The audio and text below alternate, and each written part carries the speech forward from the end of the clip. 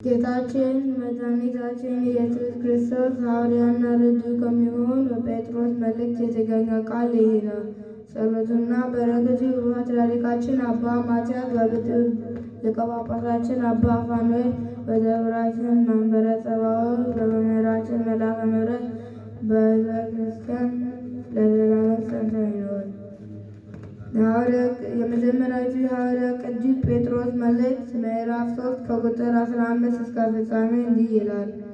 ሁልጊዜ ተዘጋጅታችሁ ኑሩ፣ ለሚጠይቋችሁ ሰዎች ቃልን ትመልሷቸው ዘንድ ስለዚህች ተጽፋችሁ።